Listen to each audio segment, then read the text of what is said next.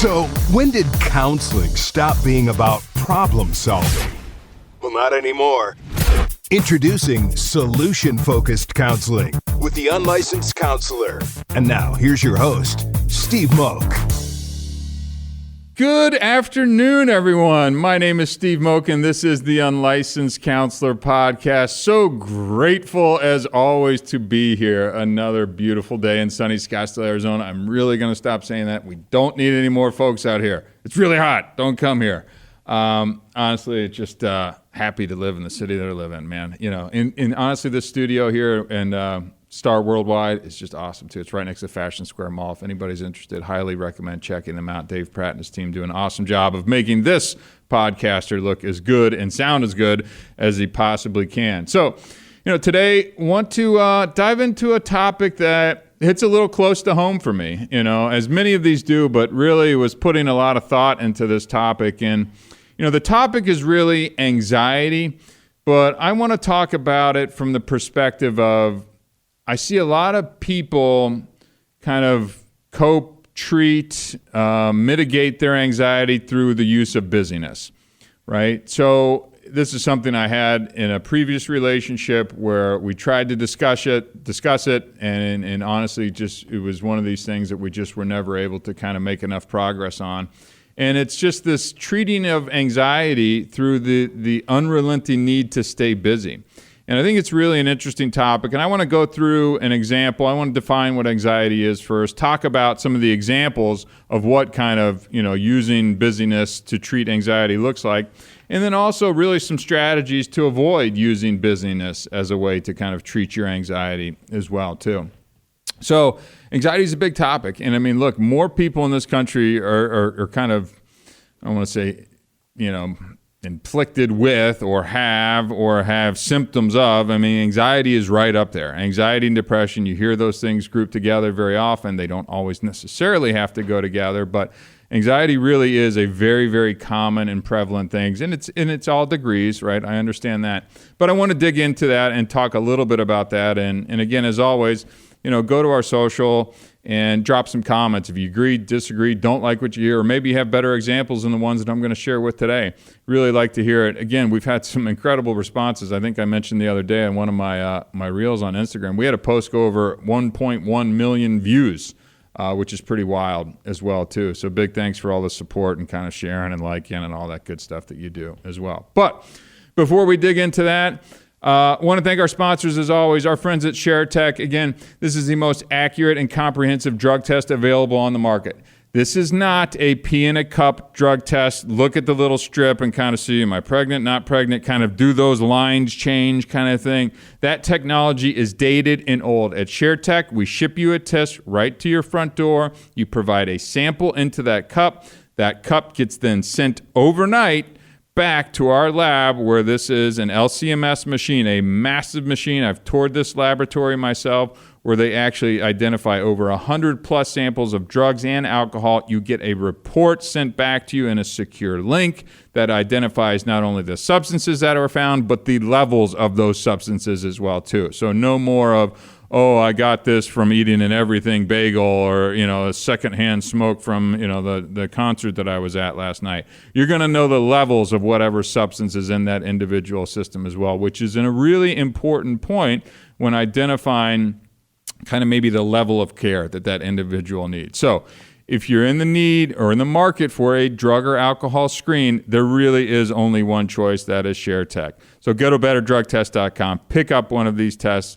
Trust me, you're not going to want to go back to using any of these other cheapy tests from Amazon anytime in the near future. And a big thanks to them, as always, for continuing to be a sponsor of our show. Next up, our friends at EasySheets.club, the best, most fun, relaxing subscription service that you're going to have. This is one that you're going to use every single day, and you're going to probably use it more than anything else because you sleep on it, right? You spend 6, 7, 8 hours of sleep at night. Get a subscription service that allows you to change your sheets as frequently as you want, rotate a variety of types of sheets. Maybe you want some flannel sheets in the wintertime and a nice light temperature-controlled sheet in the summertime out here in Scottsdale, Arizona. Highly recommend it. As I always say, I love the Carrie Loha White Bamboo. Boom. Not only are you going to love it, but whoever's sleeping next to you or your dog or whoever is going to love it as well, too. Starts at $50 a month. Honestly, it's such a fun little subscription service. Professionally cleaned, pressed, sent right to your front door. Take the old ones off, put them in a prepaid bag, drop them in any UPS store, and they're going to ship back to us. That's it. Go to easysheets.club. Trust me, you're going to thank me later. Last but not least, The Unlicensed Counselor. Go to theunlicenssedcounselor.com. You've heard me. You hear how I address things. I hit problems head on. There is just this solution-focused nature of counseling that I bring to the table that I think has gotten lost in the counseling world. I don't know why. It's turned into just talk therapy, and I like to offer a little bit more direct answers to your questions and also strategic planning and see if we can get to solutions rather than just talking about your problems. And honestly, I don't know where counseling made a left turn there, but I've seen it all too many times where people are going for months and months and months and years, and they're just kind of still talking in circles about the same thing. So if you'd like to try a different approach, go to theunlicenssedcounselor.com, book some time one-on-one with myself, and we'll dig into whatever we need to talk about that's going on in your life. So, okay, back to busyness and anxiety, right?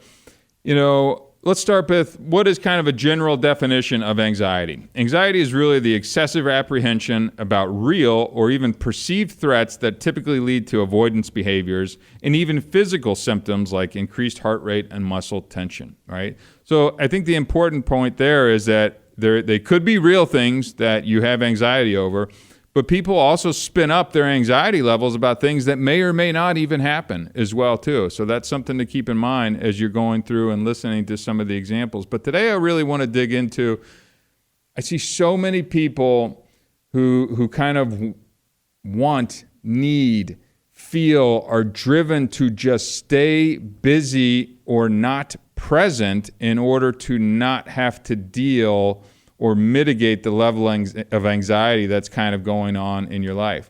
Now, I will say this too. This is, if you're using drugs or alcohol to kind of help alleviate, reduce, or think that you're alleviating or reducing the symptoms of anxiety that come along for this, let me just tell you it's the exact opposite, right? And I'll speak to marijuana, for example. People say, I hit a little smoke, hit a little joint here and just kind of loosen up, relax. It's proven time and time and again to increase anxiety. So that temporary relief only gives way to an increase in anxiety over time. And now with the levels and the strains and the potency of marijuana and how it has continued to change and evolve to what is like super jet fuel marijuana now, is really seeing a lot more anxiety tied to THC as well too. And the same really goes with alcohol as well too. That temporary relief that you may get from a glass of wine. And then, look, if it's a glass of wine, then so be it. But if it's a couple glasses of wine and a bottle, and now I'm cooking over dinner and I'm using that as a way to take the edge off, or, that kind of mommy juice or whatever it is, right? We see a lot of this kind of wine time language, especially around kind of female culture these days, not exclusively, but that is a thing. I see it in all the kind of, parent groups around and events that I go to. It's a very common thing. But if you're using that as a crutch to kind of help treat what maybe is either undiagnosed anxiety or even diagnosed, and maybe you're even on medication as well too, that's something that we need to consider that I'm really not going to take into account as we're talking about today. But if that is something that's going on, I would encourage you to reach out for professional help as well too. And that could be from a physician or from an LPC, LAC, PhD psychologist. Just find somebody, or a psychiatrist as well too, that you can be talking about exactly those feelings. It could be that shortness of breath that you're getting, or that feeling of impending doom. It could be how you're always kind of ready and kind of short of breath and kind of trying to jump into that conversation. Those are all signs and symptoms that kind of go along with anxiety as well too. And it's something that I actually, even in the counselor that I go to, the therapist that I go to, who's a psychologist, he's like, Steve, I think you have a touch of anxiety, going on in yourself as well too. And honestly, it didn't shake me, but I was like, I don't view myself as an anxious person at all. But when he cited an example of kind of how I'm always kind of at the top of my throat, like ready to kind of interject with a comment or something, I'm like, yeah, that is a behavior that I regularly kind of do, where I'm always not jumping at the chance to say something, But I'm like, okay, it's something I can explore and kind of take mental note of in my own life, right? In my own life. Because again, as I said, one of the reasons of this topic in particular was coming out of a marriage in which the other person did have some anxiety issues going on, if we want to call them issues. I think it's an accurate description. Doubt she's listening to this, but you know what? So be it. It's out there now. But it's the busyness around that and the failure to recognize how this person was choosing to build. And I'm not just going to, this whole episode is not just around that person, but just how they choose, how people can choose to build a life that kind of help facilitate and kind of mitigate some of the anxiety. So, okay, enough of all that fun stuff. Let's dig into some examples. And look, you probably hear some of these and go, yeah, no duh, Steve. That definitely sounds like somebody who's anxious and trying to kind of create this different way of dealing with anxiety in their life. But it's really a way for them to distract from their underlying feelings, right? Maybe avoid or distract, by doing this. And then either the husband, the wife, the kids, whomever it is oftentimes feeling at a loss, or they're not connected to that person because it's just one thing to the next thing to the next thing. And it's really kind of that person out on their own island, and some of the other folks going, hey, how am I able to connect and feel like a unit here? So, number one, overloading schedules, right? Obviously, I think this is the number one thing. Some individuals just pack their schedules, right? We got tasks. We got taking the kids to school. We got practice. We got commitments to keep yourself occupied. By staying busy, they avoid facing the facts and the anxious thoughts and emotions. So if I'm constantly going from in the morning when I wake up to breakfast, to lunches, to school, to work, to calls in between, to taking calls in the car, to running the kids over to here, to picking up the gifts, to making whatever it is, like it's da-dun, da-dun, da-dun, da-dun, da-dun, da-dun. That is just a way to avoid kind of having to deal with thoughts and feelings, right?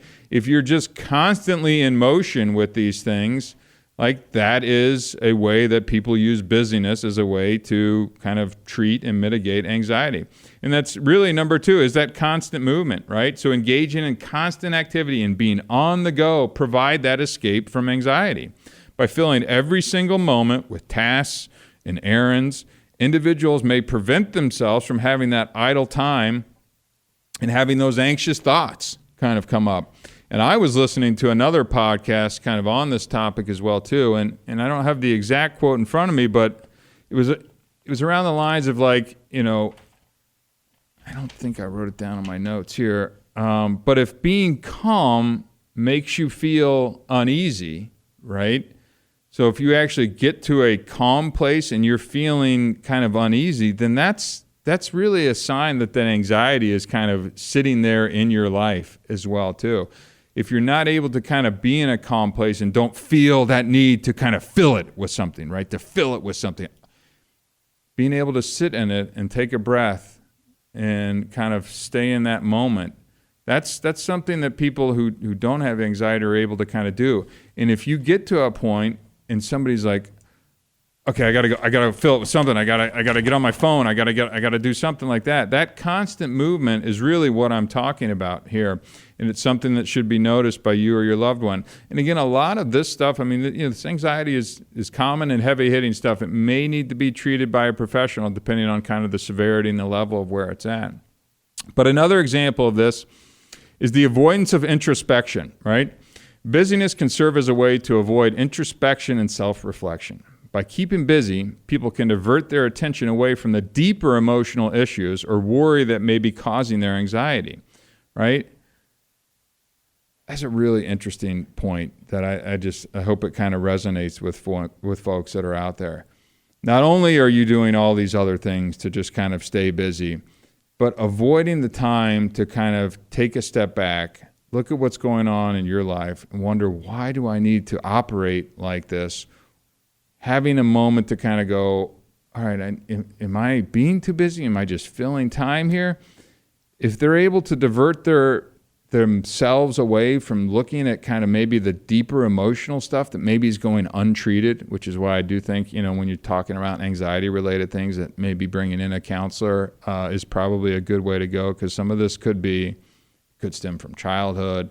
It could stem from sexual issues. It could stem from, there's a lot of things that people don't treat that now allows them to kind of carry these things around them. And they don't even connect it to. I'm doing like the connect the dots fingertips here, which always makes for a great pod. But they may not even know the underlying reason that they operate their life in such a manner is it to avoid the thoughts that can come rushing in during those stillness times, during those quiet times. And the best way that they know how to do it is by staying busy. And often number 2 is drugs or alcohol. And number 3 is all of the above, right? And many people go to that as well too. So the avoidance of introspection, not having to take the time to kind of deal with that stuff that's hard, that people truly want to kind of push down and not have to deal with, right? Next up on the list is seeking external validation. So some individuals really derive a sense of self-worth and validation from being busy, right? By constantly appearing occupied and appearing productive to others, they seek validation and affirmation, which can temporarily alleviate their anxiety, right? I know we all know this person where it's like, oh, yeah, well, you did that. Well, I did.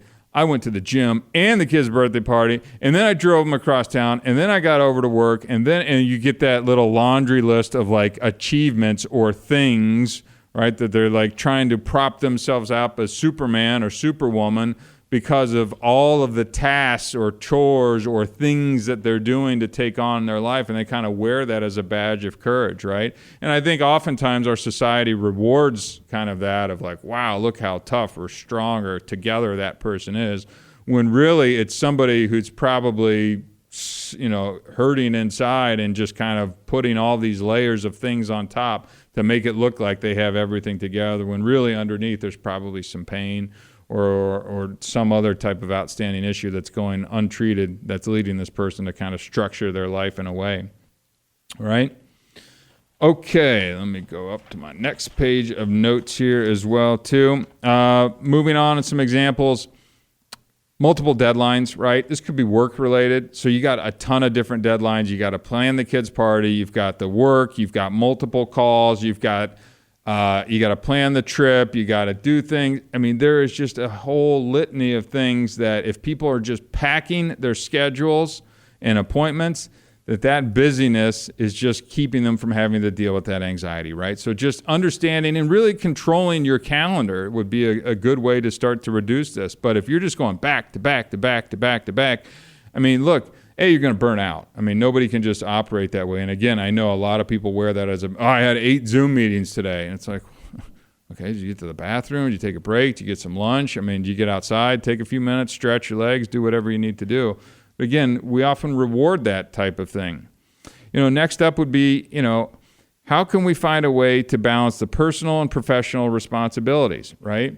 If one kind of becomes unbalanced over the other, I don't think that's a good thing as well, too. I know some single moms, and God bless them, it is really hard, but it is all that they do and talk and post, and it's like, don't we need to have a little bit of balance kind of outside of just the kids as well, too? And I don't mean to pick on single moms. That's not my intent there. I'm a single dad. I get it. But it's just like, if that is your whole thing, maybe we need to balance it out because that's a little bit too much on one side. And the same thing to go with professionals as well, too. I worked 16 hours today. Okay. Well, did you get to, give your kids a hug before they go to bed, or say prayers with them, or have dinner, or throw the ball in the yard, or go to their practice, or whatever it is? So if you're just packing yourself to the point of these professional or personal extremes, where's the social going to get into this? Where's the family time going to get in? So if you're just kind of doing this as a way to avoid, or again, not have to deal with some of this underlying stuff that may be going on, which is why you're structuring your life that way, may be worth looking into and considering, right? The same goes with kind of planning and organizing major events. If you got conferences, you got weddings, you got holiday parties, you got nonprofits. If you continually find yourself signing up for more and more of these things, and I know a lot of people in the PTA and it's just, there's a lot of that stuff. And if you're always jumping on and volunteering, it's good. I think being involved is great. But again, What are your motivations behind all these things? Is it for the recognition? Is it because you're really good at it? Or is it because I just don't want to kind of dig into maybe some of the stuff that I need to be digging into as well? And me just staying busy tells everybody out there in the world that sees me and goes, wow, he or she is really on it, that they really kind of think that I have it together. I think this next point, and I'm surprised I even put it this far down on my list, because this was a big, large issue in my last marriage, was the being connected to technology, right? So feeling the need to respond to emails immediately, messages, text, group text, this became a thing to where, and I made the request nicely on many occasions of, can we just put the phones down? Can we just, when we're, if we're trying to figure out where we want to go to eat, do we have to pick up the phone right away? Everything involved picking up the phone right away. Every single thing involved picking up the phone. And again, it was a way to treat anxiety, right? I'm looking at something, I'm distracted, I don't have to think. Oh, but I got this message, I got that message, I got this message, I got this group chat. Oh, the kids, and this. Like, I get it. It doesn't mean just because other people are doing it that you have to do that. And I used to get that message kind of sent back to me, very often. Well, this is what everybody else does. And that's a big red flag for me. I'm just not a this is what everybody else does kind of guy in general. In fact, if it is what everybody else is doing, my gut response is to go the other way, just because I am not of the belief that what everybody else does is usually the right course of action. It involves groupthink. It involves stopping and pausing and going, well, why are they doing that, versus just going along with it.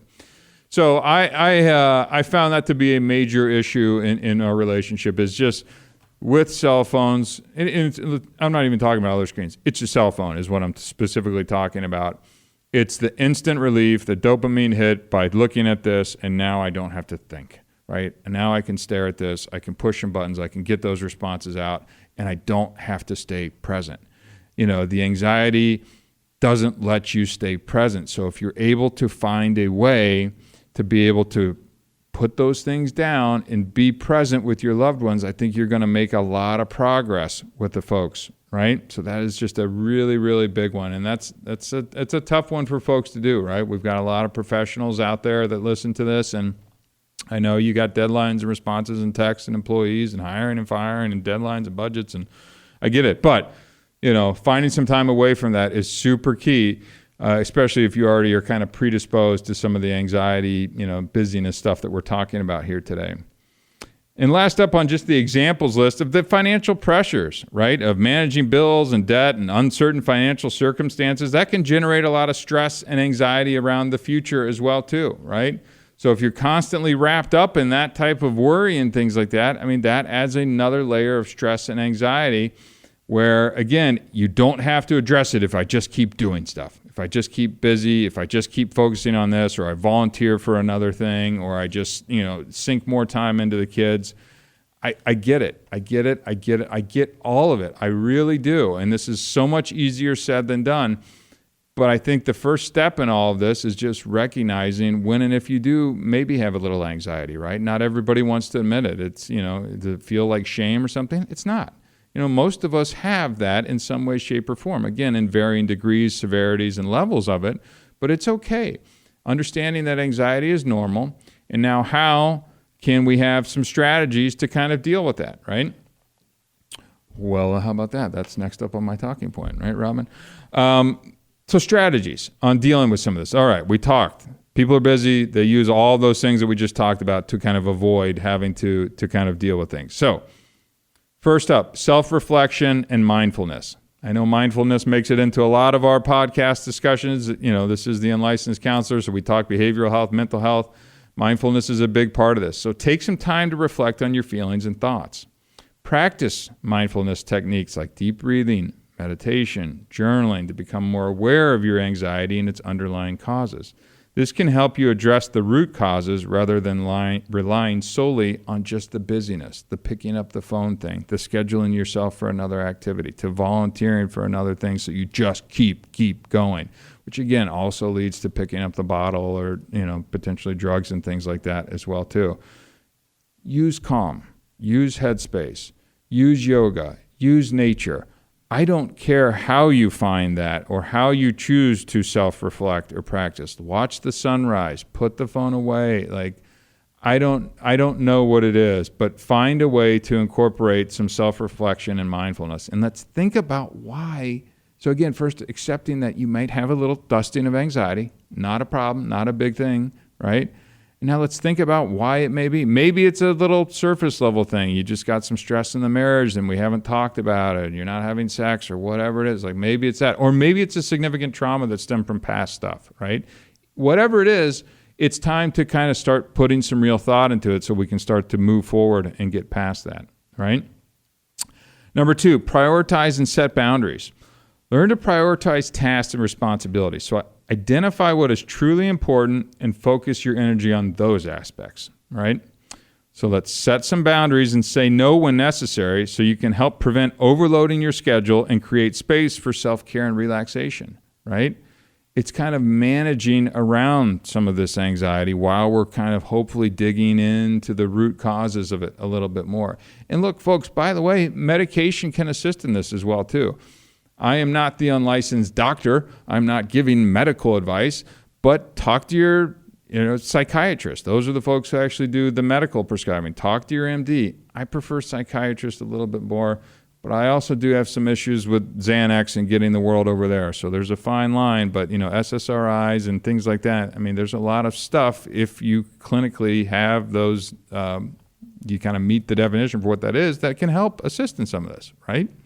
So again, not a bad thing as well. I think you'd be amazed at how many people are on this. Again, I worked in a treatment center, and every single person that came in the door, I feel like had some anxiety. Now, I think some of those folks were abusing certain medications, but that's a whole different story. Number 3 on the list: embrace downtime. Right? This is back to where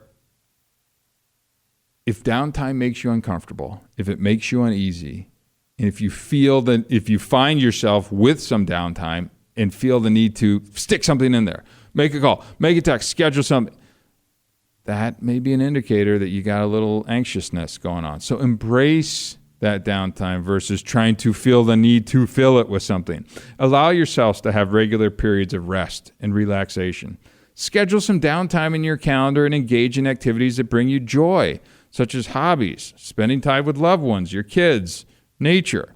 This can help reduce anxiety and create some balance in your life. I know I've said this before, but the more I read about getting outside and how it can help reduce anxiety and other conditions from depression and things like that, get outside, take a walk take a walk through your neighborhood, find something that kind of brings you joy. And again, joy is still on that parking lot list of topics we're going to do, and embrace that. Don't feel like you got to shove something in your calendar. Be like, wow, I scheduled 30 minutes for myself today. This is awesome. Do a guided meditation on Headspace or Calm or something like that. Go find a yoga class. Whatever it is, embrace it. Number 4, challenge perfectionism. Recognize that it's okay to delegate tasks or ask for help when needed. Avoid the pressure of constantly striving for perfection in everything that you do. Set realistic expectations for yourself and accept that it's natural to have limitations. There's an AA-ism that I think I have a sticker actually on the front of my big book, is progress, not perfection, right? Progress, not perfection. And I'm a big believer in that. Perfection is hard, and it can wear you out, not just you and your loved ones and others and people around you. It's okay to ask for help. It's okay to have other people, get some things done for you to help with you as well too. Not feeling like you have to be Superman or Superwoman to get everything done, right? Like that doesn't have to be the world that you operate. And again, if you think that way, start questioning why. you may think that way. And what would happen? What would be the worst case solution or situation if you didn't do that and somebody else did it? Maybe they didn't get the job done exactly the way you like it. What's the worst thing in the world that can happen then, right? Start challenging some of those thoughts as they come up as you're working your way through this and thinking around some of your anxiety as well. And number 5, seek support, right? Anxiety is one of these topics that, again, medication could be appropriate, exercise could be appropriate. I'm not exactly the one just sitting here on a podcast that can tell you which one of those it's going to be. Reach out to your supportive friends, family members, if needed, professionals. It's challenging to address your own anxiety, right? So having somebody kind of guide you through and help extract some of this information and maybe challenge some of your thoughts and challenge some of the behaviors that you've probably been doing for years and decades is a good way to start to dig into this, right? So talking to someone who can offer some guidance and some understanding can be immensely helpful. Now, let me just say this as we kind of put a note in kind of the busyness and anxiety conversation. Managing anxiety is an ongoing process, and it is very important to be patient with yourself. Find some healthy ways to cope with this, and your anxiety will decrease and your overall well-being will increase. Look, it's interesting, it's tough, it's challenging. If you're with somebody who's maybe struggling or maybe doesn't know that they are struggling with anxiety, be patient with them. Maybe there's ways that you can encourage them to talk to somebody.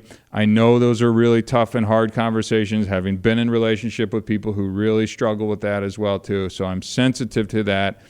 But encouraging them to maybe seek some professional help and start to explore why maybe some of these behaviors are really kind of covering some underneath anxiety that could be sitting there for, again, decades or even years. So hope everybody got a little bit of interesting nuggets and food for thought out of that. Again, big topic, lots to unpack there. Don't feel like you're going to solve anxiety in a day or two, even just listening to this podcast. But if somebody you know may be struggling with this, or maybe you've seen some habits that we've touched on today, I encourage you to share, maybe send this podcast directly to an individual. You can hit those 3 little dots there and send this episode directly to somebody, and maybe that'll help spark a conversation. You can say, hey, let's maybe listen to this, grab a cup of coffee, and we can talk about this. So hopefully everybody got a little bit of good stuff out of this. Again, my name is Steve Moak. This is The Unlicensed Counselor, and thank you so much for your time.